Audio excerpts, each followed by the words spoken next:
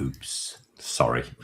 Good afternoon, good morning, and good day, wherever you may be joining us from. Welcome to another edition of the Digital Download, the longest running weekly business talk show on LinkedIn Live, now globally syndicated on TuneIn Radio through IBGR, the world's number one business talk, news, and strategy radio network.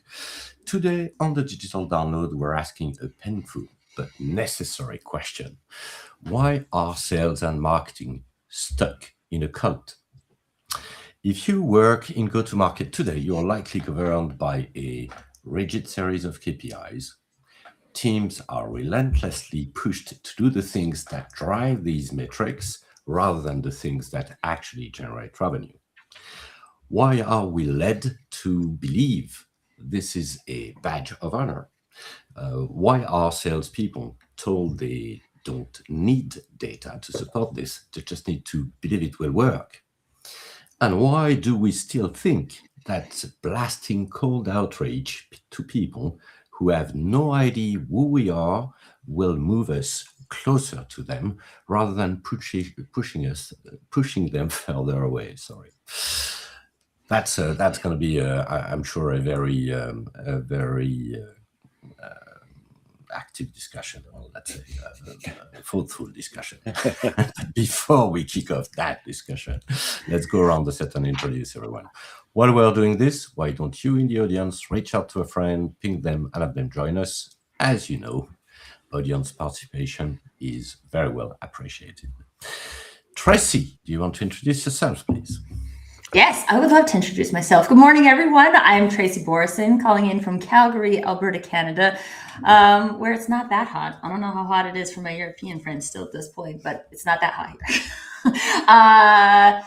I'm super excited for this conversation because for a very long time, I have talked about marketing and sales KPIs and why we continue to do activities that don't drive the results. And I have lots of examples that I've actually shared on the show before that I'm sure will come up again today. But I think this is one of those things where we just, like, if we're not talking about it, it's very easy to get into the pattern. So I'm glad that we're all here talking about it today, so that we can help people get kicked out of that unnecessary cult. No one wants to be in a cult, right?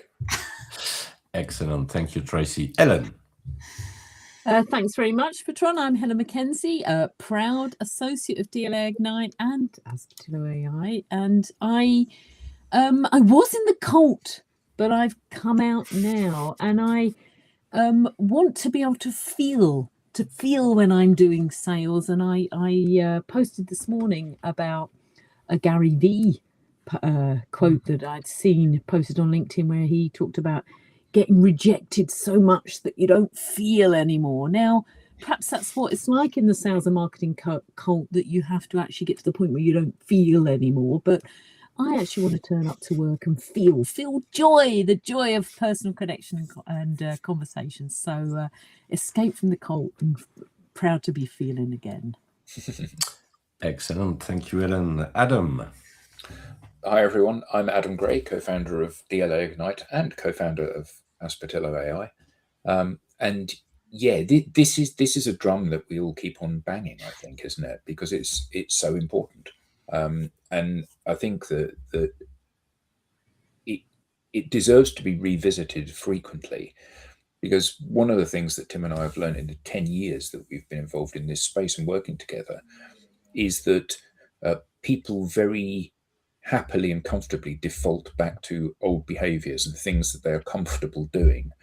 And I think that reacquainting ourselves and reminding ourselves that there are other ways of achieving success outside of the mundane tasks that we do on an ongoing basis is a really important refresher to keep giving ourselves, and not just the audience, but ourselves as well. So I'm really looking forward to today. Excellent. So am I, Adam. Tim. Oh, me. Oh, great. Thanks. Yeah.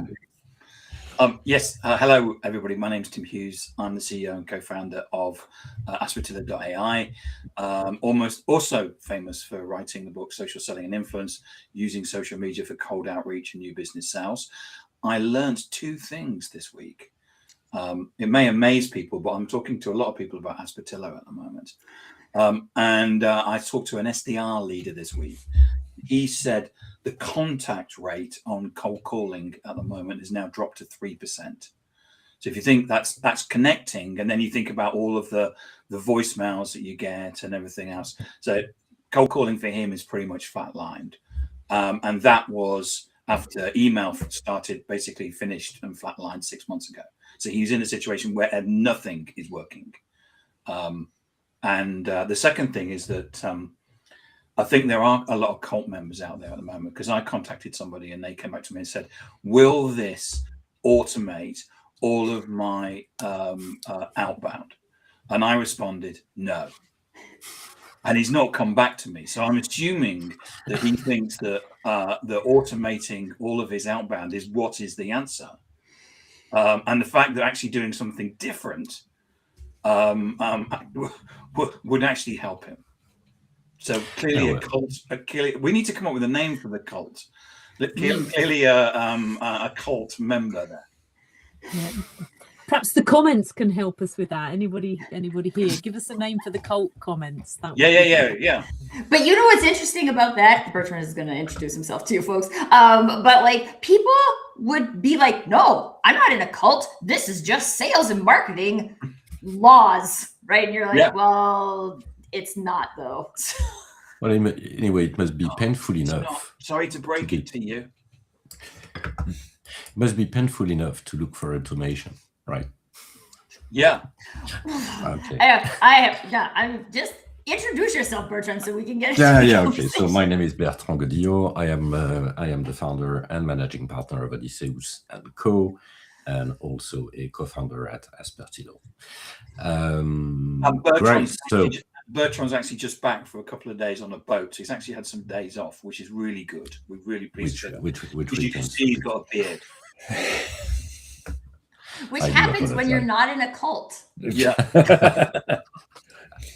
Well done. And he's got his pajamas on. Yeah. So let's start with. It's going to be a challenging session today. I can tell already, and also because my English is not where it should be. So anyway, let's start with a foundational question. Let's start with a foundational question. Why do leaders, do you think, measure success by the volume of noise created rather than the quality of relationship? Well, I mean, first of all, I'm not sure people think it's noise. I think if you were like, how well are you measuring your noise? People would be like, I'm not doing that. I'm measuring meaningful sales and marketing activities, folks. That's what I'm measuring.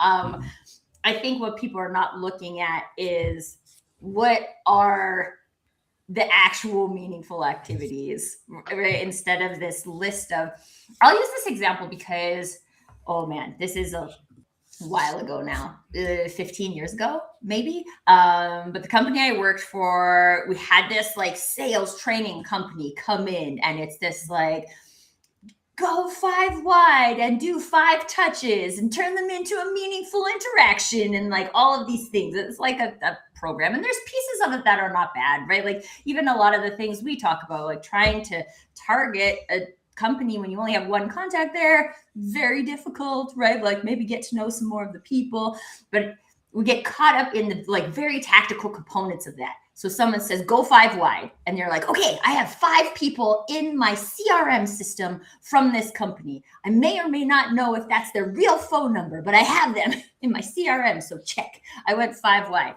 Okay, now do 5 rounds. Every round has a call and it has an email, and and then people just start to, I think to some degree, and this is why we use the word cult, is that people have been programmed into thinking that works, and that works on every single human. And if we stopped for a minute and we're like, whoa there, we're like, let's just compare how I experience things to how Helen experiences things. And we realize that we're experiencing all the things like, oh yeah, we got so much spam in our email and we don't even answer unknown phone numbers anymore. And we just like took a minute. I'm being literal about that amount of time. A minute, take a minute. To like ask the question and be like, wow, okay, so maybe all of this doesn't make sense. Maybe there's parts of it that make sense, and that's great. And sometimes some things that work on phone, and some things that work on email, and some things that work on social. But it's not, if you're not getting the results you need, if your pipeline isn't generating revenue, it doesn't matter what tasks you're doing. The tasks don't matter. We get caught up in measuring the task because that's what we can measure. And we get frustrated because we don't have any revenue. We're like, well, we can't measure revenue. So what can we measure? We can measure how many cold outreaches are now being generated by this new AI outreach platform. Awesome. Doesn't matter that nobody's responding to any of it. But I think one of the issues is, so Tim and I met, and I never met Bertrand at a large tech company, large American tech company.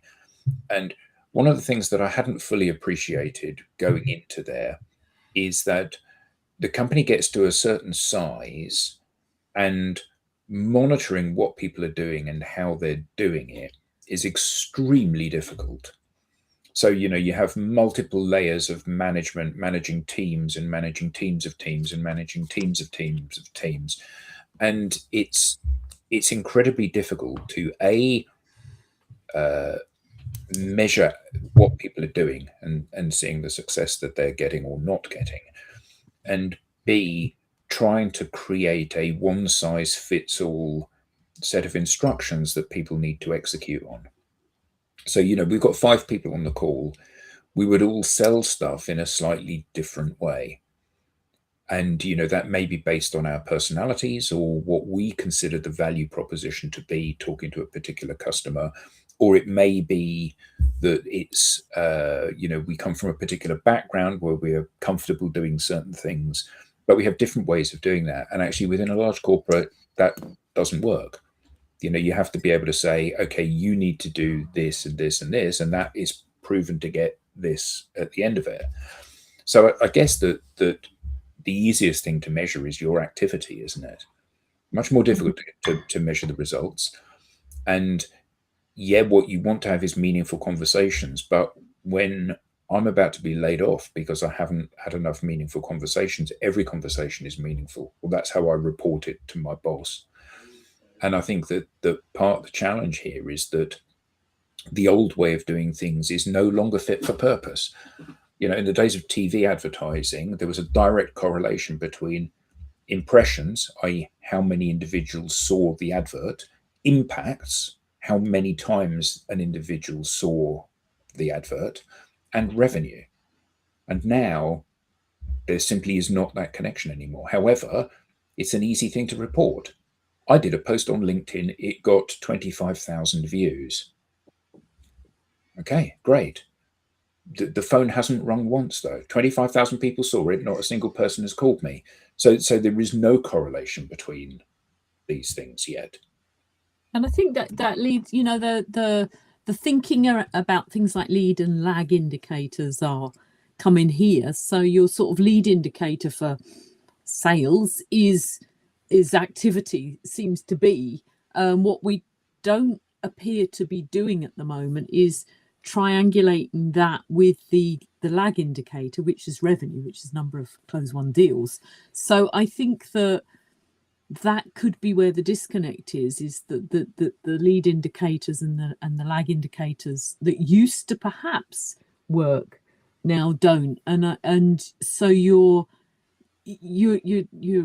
stuck in a time warp. I think also I would say that back to the idea of the cult, that there is the cult of, I love the phrase self-flagellation. I think this is brilliant. Like self-flagellation. Let me just make another call where somebody's either going to not answer it or they're going to answer it. I'm going to start the thing and they're going to put the phone down, or I'm going to go to voicemail with one of my lovely voicemails, never to be heard again. But I've done it. I've self-flagellated. I've made another call. I've sent another email. So this idea that that, you know, it's quantity, not quality, that it's got to be hard. If it wasn't hard, it's not going to work. But also, I think that's really dominant in sales, that somehow sales is it's just the one where you've just got to, you smash it out. You've just got to just keep on keeping on. And I don't know whether, you know, there's a lot of people making a lot of money out of that. There are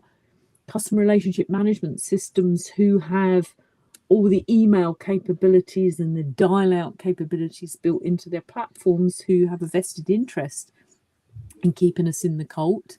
And they don't seem to have worked out how to measure something else in their lovely systems that's going to connect to the lag indicator. But I think there's quite a lot of that around keeping us all in the cult, that's quite difficult to break out of, because it's such dominant thinking, isn't it? Well, I would say that's the thing, similar for marketing too. That's the sales marketing cult, not just sales, because it's the exact same in marketing, right? You got to have an email funnel. You got to post on social these amount of times. You got to, and then everyone's like, oh no, and they get so busy doing those things that even if they know that those things aren't working, they don't have time to think about what else might work instead. We've got a few comments in the audience. Hi, Pepe. And one for you. Hola. I'm sure it's going to be very exciting, Tracy. One from Greg. Hi, Greg. Yes. Hi, Greg. This has always been the root divide between marketing and sales. I leave that with you, Tracy. You go, Tracy. Okay, so I mean, I actually think this is a problem in marketing, right? Like, if marketing's job isn't, and Greg has another post too, where like marketing gets paid even if sales doesn't hit quota, right? Mm-hmm. Like, that's ridiculous. I mean, first of all, I think we should all have base salaries. Otherwise, we don't have stuff to live on, and you get into that desperation mode too fast. So, but if marketing at least is not being held accountable for contributing to revenue, like marketing's contribution to revenue is different than sales contribution to revenue, but they should both be contributing to revenue. And if it's not, I mean, I don't even want to use the word trackable again, because we get so caught up in like tracking things that aren't actually attribution, and then it's another waste of time.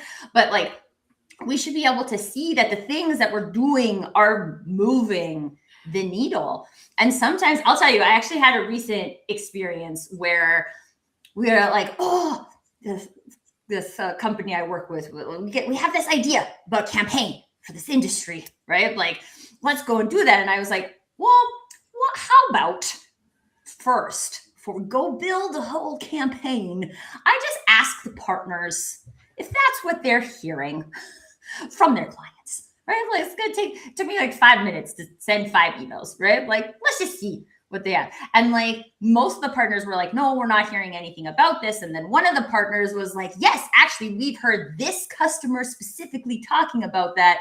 And I was like, okay, so what people don't notice about this, and whether like this becomes also a messy area of what is sales and what is marketing, or what is partner management, however you divide these different activities that people are doing.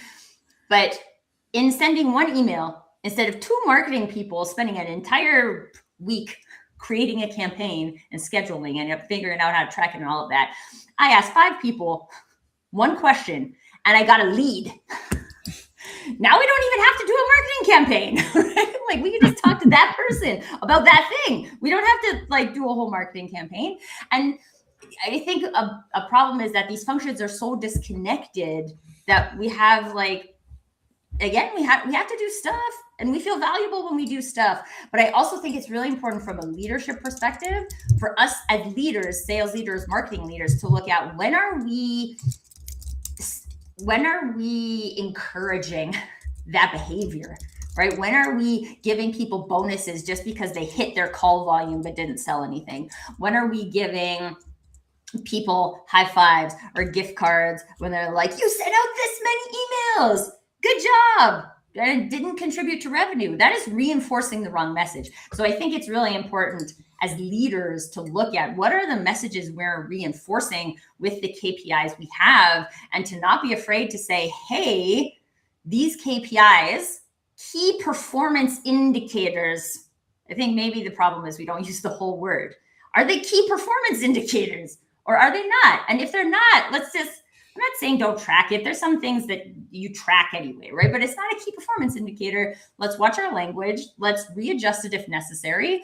And let's be like, let's learn and grow together from the leadership perspective. Because otherwise, if you're a salesperson or you're a marketing coordinator and someone is like measuring your quote unquote success based on the activities you're doing, of course you're going to do those because that's what it takes to not get fired. Yeah, no, except then you layer on.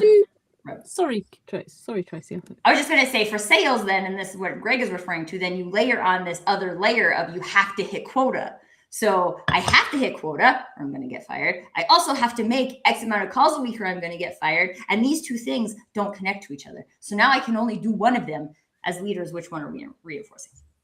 And I just wanted to come back to the point that marketing are disconnected from sales, because I think that potentially could have been the case, although I do know people that might have written a book about the very connectedness of it. But what I've been hearing in the market, talking to marketing, is that they are increasingly being held to account for the quality of what's going on and for the connectivity to what's happening in sales. So when you think about a traditional lead generation exercise, a white paper with downloads where somebody gives you an email, a webinar where somebody registers and gives you an email, I think that they are increasingly being held to account for who's actually going, what were those emails, and were they of any use to sales. And if we think about the example that I think Tim quotes quite a lot, at Mickey Mouse at Disney.com, that's how I went to a webinar and that's the email I gave, then actually the quality of leads that marketing get is even less likely to be useful for sales. And so I do think that although marketing did potentially exist over there somewhere, I think that I'm hearing that they're becoming increasingly more anxious about the results that the bits that they are doing are producing for sales. So back to sort of an idea that you can bulk up. If marketing send 5,000 emails instead of one, then the chances of one of the 5,000 being of use to sales potentially is more theoretically, because you're just bulking up. If I send 1 million, am I going to get whatever? So I think that's just an interesting dynamic that's going on in some of the people I'm talking to in marketing, that their seats are increasingly feeling a little bit more uncomfortable. Also with AI coming in and being able to spin up content, if what we need is content and an AI can do that for us, I hear founders saying, well, we need a few blogs, but we're just using AI. We're not taking anybody on doing marketing just yet, because we've got a few people here that can write some stuff, and we're just using AI to spin it up again. But the problem with that, and I know that that's a thinking that pervades organizations, but the problem with that thinking is that you are teaching people not to continue to consume the content that you're creating, isn't it? Yeah. So if I get AI to, as you said, spin up some content that I can publish in a blog, and somebody reads it, they might think that it's AI slop. It is AI slop, but they might think that it's AI slop, in which case, when they come back the next time and they're presented with AI slop, they might think, I'm never going to read another blog from this company because it's always AI slop. And I think that the challenge that every person that's doing any kind of outbound has, whether that's a marketing outbound or a sales outbound, the challenge is that until I know who you are, all you're giving me is words. It's the promise that your product or service or solution solves my problem. And nobody ever begins their outbound by saying, we're third best, we're a little bit expensive, we don't deliver on time. Everybody tells you that their product or service is the solution. So I've got a whole host of people that are ostensibly saying the same thing to me. So which one am I going to read? Which one am I going to believe? Well, the person that I know. If Eric Smith over there, who I've never met or spoken to, sends me an email that says, I think this is something you should consider, that's very different to Tim sending me an email that says, I think this is something you should consider. Because one of the people, I don't know who they are, and the other one has built equity over a period of time with me. And I think that increasingly organizations are starting to realize that context is more important than content. The best content in the world is only any good if I read it, and I'm not going to read it because I've no idea who you are. Okay, so that's the issue that has to be addressed, isn't it? There needs to be some kind of relationship or platform that gives that piece of content context in order that I'm going to A, consume it, invest my time and effort in reading it, but also be in a mindset that makes me think this person is speaking the truth rather than just telling me what they think I need to hear to buy their product. Did you see the news? Did you see the news that that somebody is suggesting that LinkedIn is going to create a button that you can press again on posts that if you think it's AI slop? It's already there. Okay, I haven't seen it yet. Yeah, it came out today. If you go to the share bit on the post, there's one of the options is I think this is AI slop. Well, I saw it on a post earlier. I think it's disingenuous, though. I mean, way before AI, I was doing some research for some study guides that I was producing, and I was using the internet for research. And the quality of some of the blog posts that must have been being written by human beings, because there wasn't the ability for anybody else to write them in those. That's how long ago it was, in a quill pen, was debatable. And I don't like the idea that it's a little bit like 4 legs good, 2 legs bad, as in like, you know, if I make use of AI to help me create some content for you that is helpful, how's that a bad thing? If actually what I've done is created some content which is thoughtful, which is helpful, and actually is something that could be useful to you. And one thing I like on Substack is when you publish something, you can say now whether AI has helped you write it, and the percentage, you know, that you want to say has helped you do that. And so I when I published on Substack this week, I said that AI had helped me, because I'm not ashamed of that. I'm not, you know, a published, unlike the esteemed gentleman here, I'm not a published author and never will be in that sense. But I do have some. You are a published author, Helen. Well, I am, but you know what I mean. That's a study guide. It's slightly different, but I've not written War and Peace or something like that. I'm not but I have some interesting ideas I think might be people in my network might be interested in sharing, and I'm going to use tools like, I don't know, a camera to take a photograph of me that's relevant, that's going to help, that might create a bit of interest for you to come and read it, along with an AI tool that's going to help me write it. I just don't like this idea of and then what if I spend hours writing something and I put it out there and you just decide it's AI slop and you diz me? I think it's an interesting development, and it's what is it going to stick us all back in the cult of having to create everything from original thought, and only people that can write can post, and the rest of us just need to sort of watch and be in awe of it, or what? Well, I would say that I know a lot of people who are writing themselves and still get a final pass through their teammates, just to make sure that you know, maybe there is the right international English formulation, stuff like that. So yeah, it's going to be an interesting feature. I take the opportunity to say hello to Nadia. Hi, Nadia, and thank you for joining us today. And I'll go back, because there are a few good comments from Greg as well. But one question before we move forward. I think there's behind the scenes, there's also the question of how do you grow your business? Because when you're a startup company, there is no question whether marketing and sales are aligned. I don't think there is any question mark on this. And they are probably, and most certainly both, let's say, incentived on revenue. And there is no new KPI, etc. So there's some sort of, I think, recurrent pattern here, since we talk a lot about AI, that takes us through that journey where all of a sudden there is the gap between these two departments or these two functions is actually widening.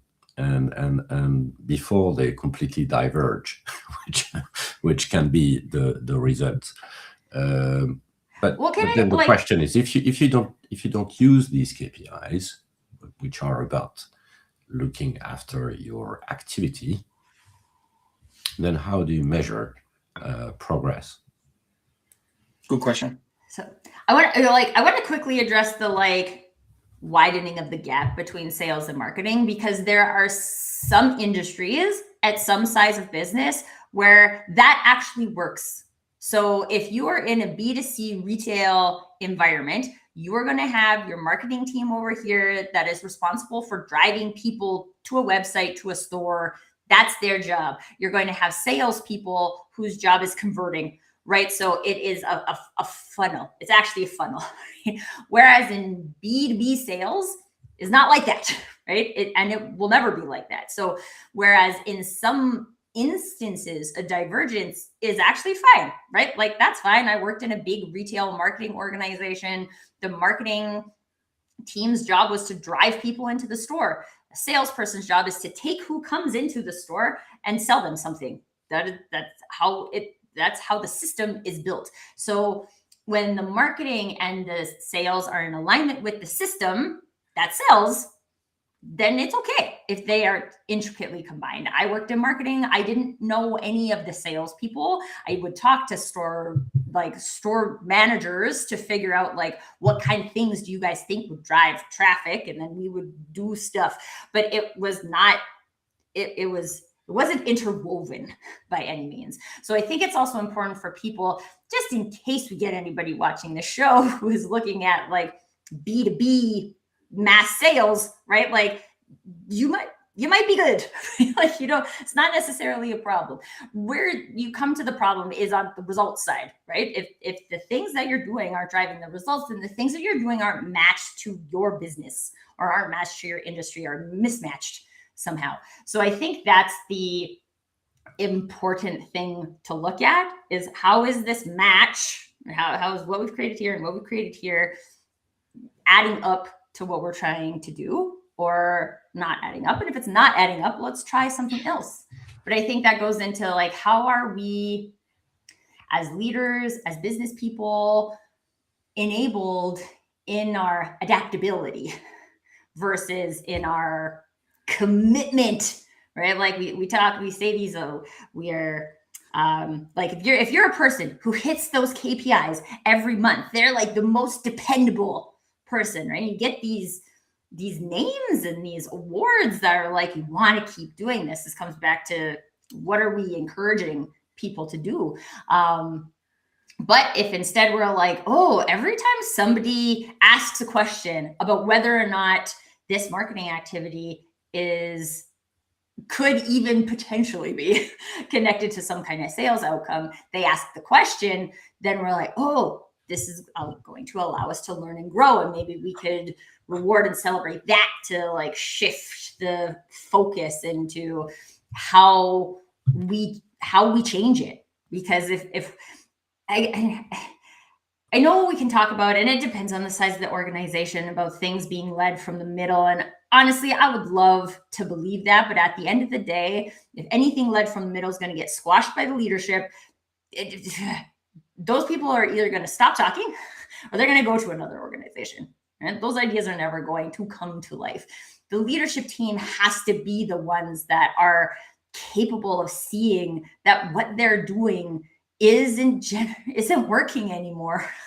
And if we don't have enough self-confidence as individuals to say like, oh, well, you know what? Cold calling did work really well in the 80s because people had no other way to figure out who we are. And they actually received that as being helpful. And now I still want to be helpful, but contacting people that way isn't perceived as helpful anymore. So now I have to figure out what is perceived as helpful these days so I can go out into the world and be helpful.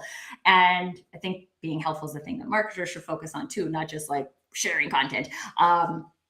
But I think we've got to, it's easy to stay in a cult. That's why they call it cults.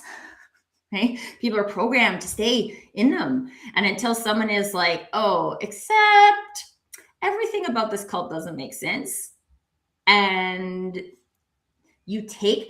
honestly, there probably is some kind of risk then that you're taking to say like, I'm going to leave this cult.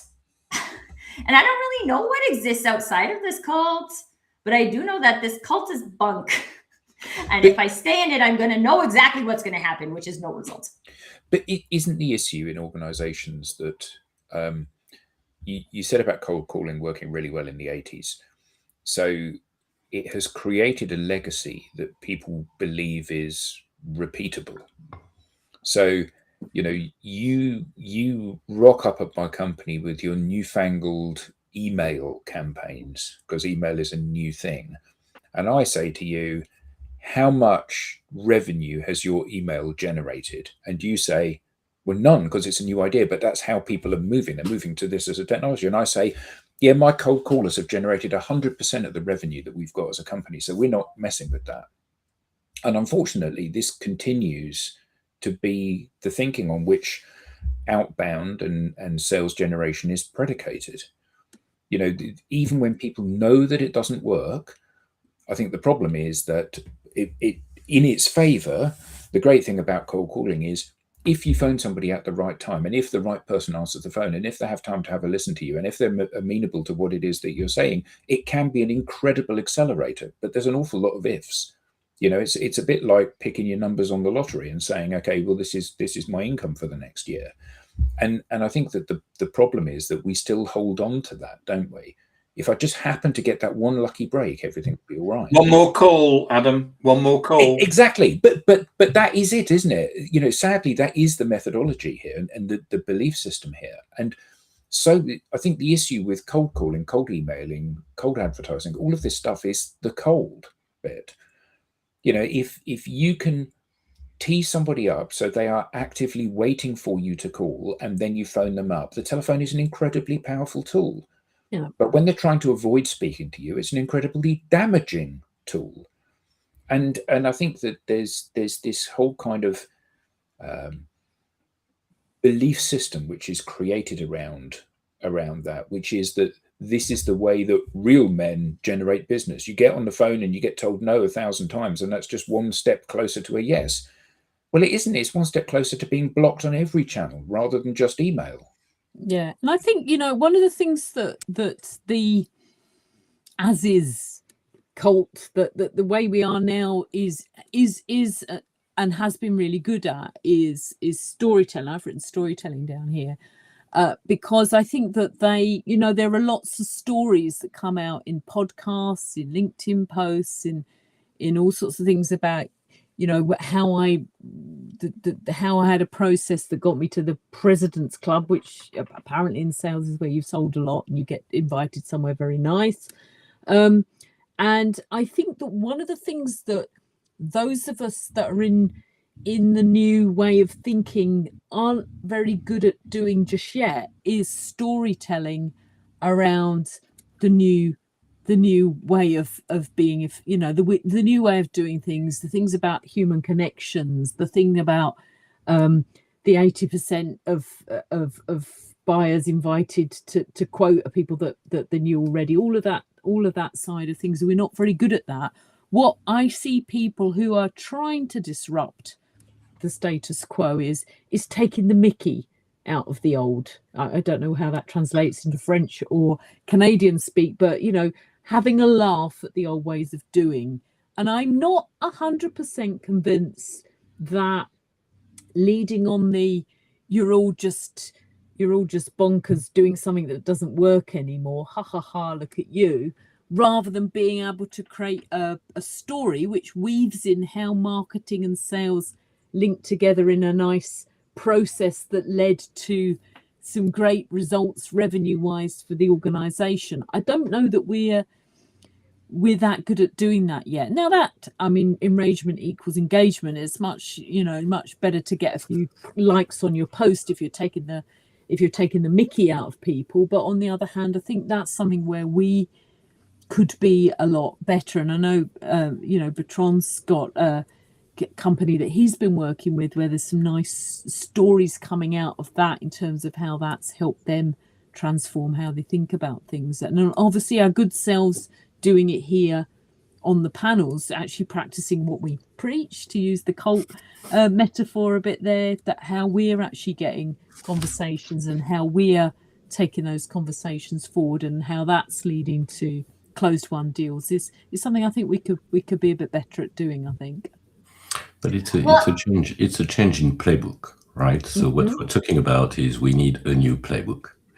And being a golf player myself, I've changed a few times my swing. Uh-huh. So what do you think? Guess what happened when I changed my swing? It got worse. I got worse, of course, for a while.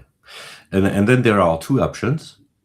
Either you say, you know what, I'm going to go back to the previous practice because it was working much better, or you work harder and get the new practice to work. And I think that when you run an organization, especially in today's environment, you need to have a pretty high level of entry, and you need to be pretty high into the organization to push the new playbook with no choice, basically, and push the practice around the new playbook. And there is, I can't, I would say it's quite difficult to say, you know what, you need to get rid of the old playbook and adopt a new one, knowing that by doing this, there will be a point in time where performance is going to look like it's going down before it's getting actually much better. And how are you going to undertake that and basically manage the change around? Yeah, and I think that's, when it's linked to revenue, it's really difficult, isn't it?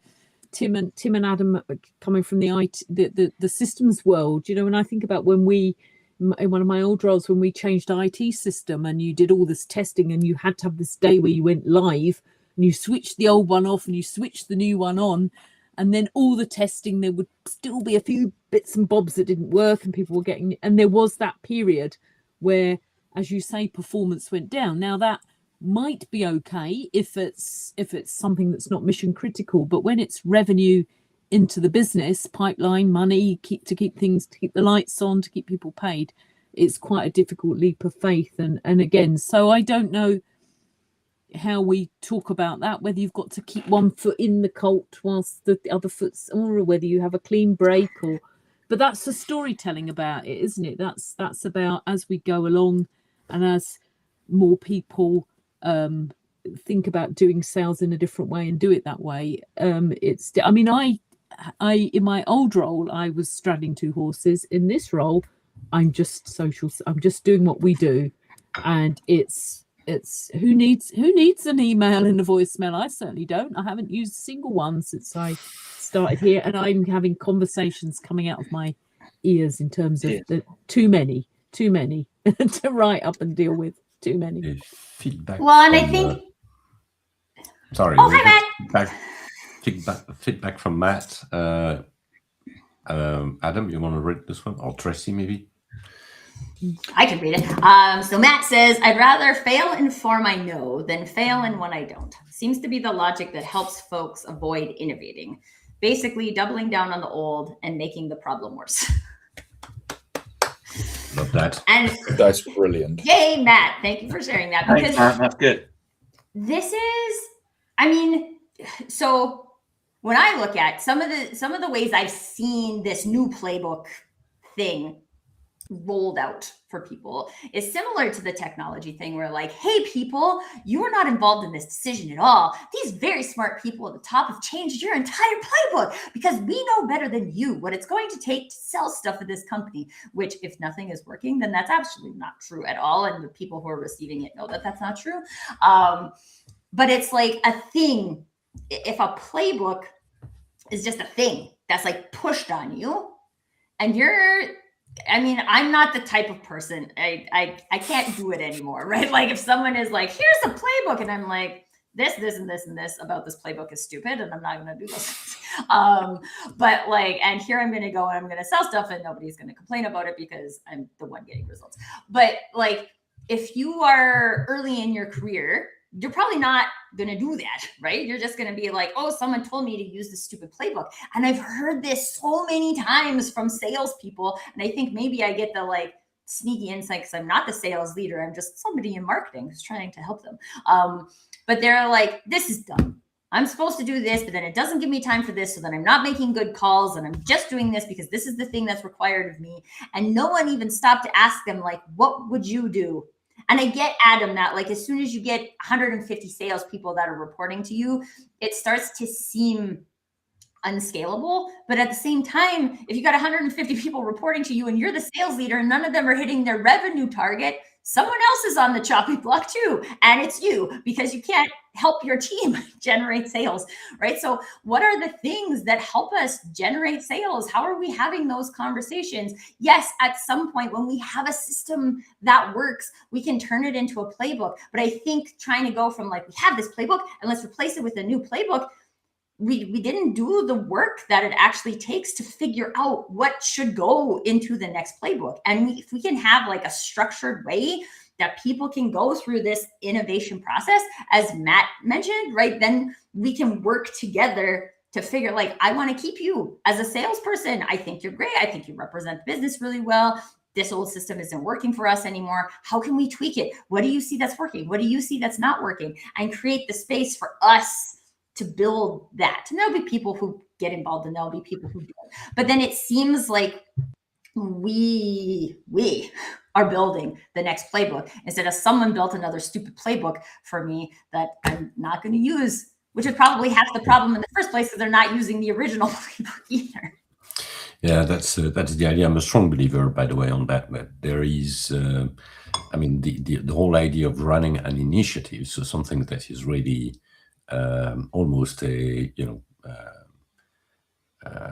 something that you run concurrently, just to make the experience of test driving something different, a different approach, and something that needs to be tuned, of course, so that it ultimately reaches the goal. So.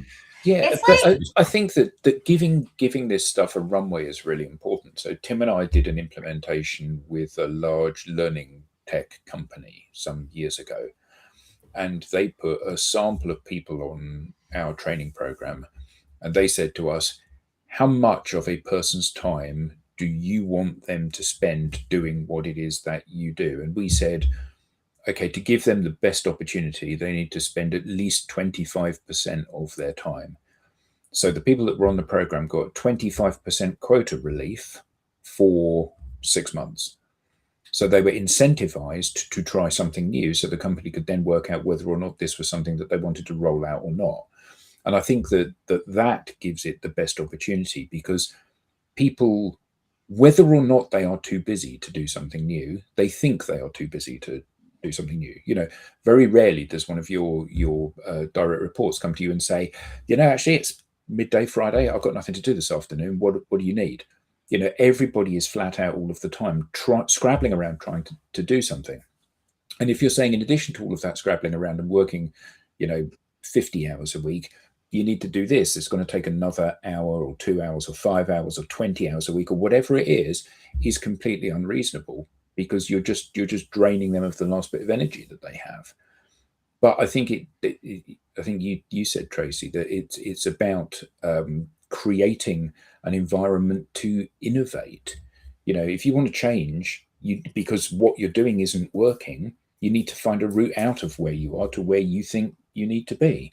And that won't come by just saying, actually, this is not my problem. This is your problem. You need to just spend more time doing this stuff, because that isn't going to. And what we're seeing is that year on year, fewer and fewer people are making their quotas. Now, there'll be people in the audience that will say, well, I'm at 200% of my quota and I am every year, but this is not your problem. You're all right. You've got this sorted. But generally across the sales industry, and we know this from our relationship with the Institute of Sales Professionals, fewer and fewer people are making their quota each year, year on year. And more people, more and more it is becoming the case that more people are leaving the sales industry than are joining the sales industry. Now, both of those are a fundamentally bad way to be. And it doesn't matter what you think of salespeople. Nobody goes into a particular career route thinking, what I'm going to do is I'm going to do this because it's a cushy number and I'm likely to fail. Everybody wants to go and succeed. So these people are trying the best they possibly can. And if they're not succeeding, that's because we're not getting them to try at the right things. And if the best advice is to anesthetize yourself so that you don't feel anymore, who wants to do a job, back to what I said, who wants to do a job where the objective is to not feel anymore? I just can't see how that's I don't know. These people obviously get some pleasure from just, I don't know, doing stuff that doesn't work and just it's perhaps like reps in the gym. It's their vested interest, Helen.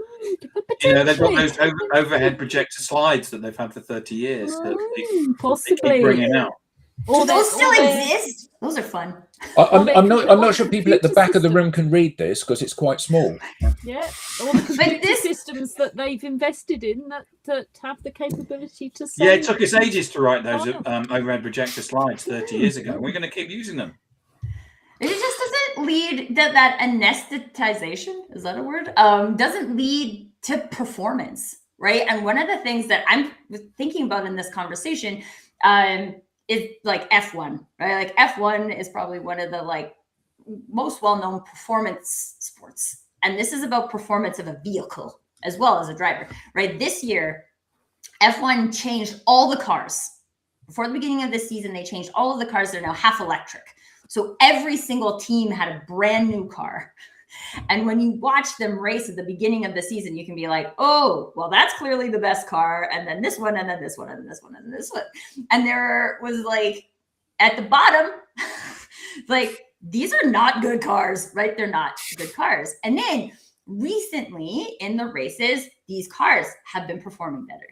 Why have they been performing better? Because the people saw that they weren't performing. And then they took that away and were like, okay, this isn't meeting even the minimum viable requirements, right? We're not coming in the top 10. We're not getting any points. How do we get points? How are we going to change this electrical system, or how are we going to change the seat so we don't disable our drivers, right? We have the missing performance is actually an indicator of something to change. And if you're looking at it like that, this is one of the things I love about F1 is that the entire industry looks at it that way, right? We're all here to win. We're not all here to spend millions upon millions of dollars to lose, right? We're here to win. We got to see what was wrong in this race, and then we got to improve for the next race. And then sometimes, even as a watcher, okay, you see wow, last week those guys were totally at the bottom and now they're in the middle of the pack. What did they do to their car? They clearly improved something, right? But you're doing it, and then that you do the thing and then it becomes perceptible, right? You can't just ignore the information and be like, nope, just let's get drunk and let's go make a bunch of calls because then we won't feel anything, right? Yeah, I don't think anybody's recommending that. One more call. But that doesn't work. It doesn't drive performance. And if we're going for the answer then is just to hire Max Verstappen, isn't it? Most of the time. Although, here's the thing I love about that guy, right? He demands performance and he will not sugarcoat it, right? That guy is there to win and he wants everyone at his team to care as much about winning as he does. And when they don't, you can hear it over the radio, right? I kind of love that. I'm a big Verstappen fan, although we're Team Mercedes in my house. but like that you need those people. And I actually think like all of our organizations, small businesses, large businesses, we have those people. We have those people who want to see the performance. Sometimes they're in leadership positions, sometimes they're not. But if we as organizations could give those people the space to be like, hey, like I see your investment in making this work. Can we talk to you about it? Like, what can we try that we haven't been trying? I mean, in my brain, it's the simplest thing. Like, why would you not? There's lots of that information in your organization today. We could fix it. We could fix this in like 30 days if we actually like had that intention to say like, okay, everybody's quota is off the table for 30 days because nobody's been hitting it for 18 months, right? So we're just going to forget making up random quotas and we're going to say like, how do we make quota? How does this team make a quota? What does that look like? How can we create that? And then maybe, just maybe, you might hit quota next quarter. Tracy, that is an excellent end for a next session, a next deep dive session on this one. Well, the team, thank you so much, all of you, for a great session today. If you want to know more about the show, this show and the upcoming ones, guess what? We now have a newsletter, so you can flash the QR code on screen or visit us at digitaldownload.live/newsletter. Thank you very much, everyone. See you next time.